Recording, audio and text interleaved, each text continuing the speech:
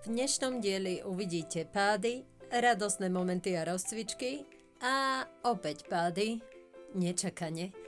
Ahoj, volám sa Paty a vítajte pri mojom videu. Dneska zdokonalíme jazdu smerom dozadu na korčuliach a pridáme i jazdu spredu dozadu. Bude to jazda, ale keď máte vedľa seba niekoho, kto korčuluje takto a dokáže toto, verte mi, ste v dobrých rukách. Úplne na začiatok som začala jazdiť s bufkou a svojou mikinou. Trénovala som teda svoje citróniky dozadu a chceli sme sa dostať do štádia, keď mi to naozaj pôjde. Zvládnem sa naučiť i otočenie spredu dozadu za 2 hodiny. Je to vôbec možné? Poďme sa spolu na to pozrieť. Tu som samozrejme padla a tak som sa rozhodla, že bufku dám dole, kapucu dám dole, dám si rozcvičku a vrhneme sa na to.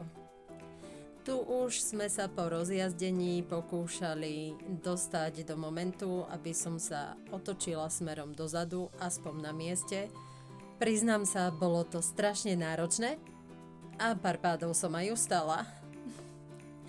Keď to však Ivčík videl, rozhodol sa mi pomôcť práve tak, že ma chytil a otáčala som sa vlastne na mieste, aby som to nejakým spôsobom dostala do nôh.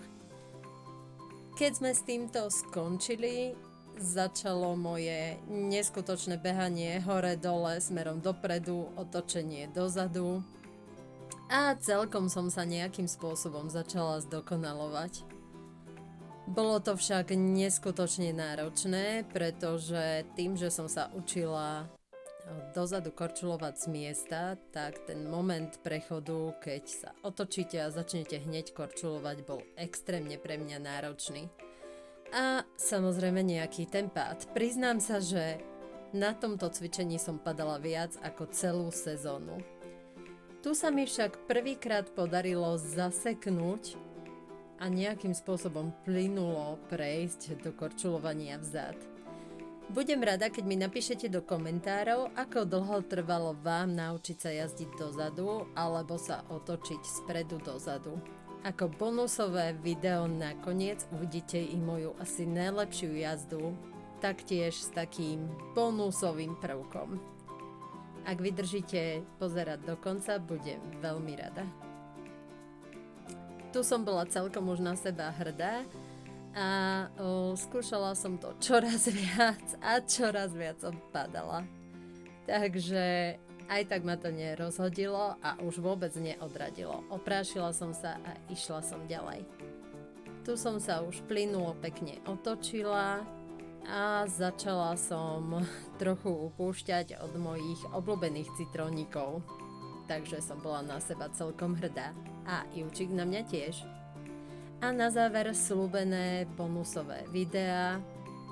Jedno je s plynulou jazdou, s otočením sa, ktoré vyšlo pomerne za mňa dobre, aj keď mohlo byť lepšie, ale za 2 hodiny podľa mňa neskutočný posun. Ak by ste chceli samozrejme viac takýchto videí, budem rada, keď mi zanecháte komentár a dáte odber. Môžete ma taktiež podporiť lajkom.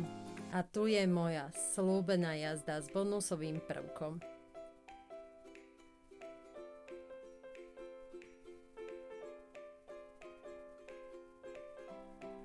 A čo vy?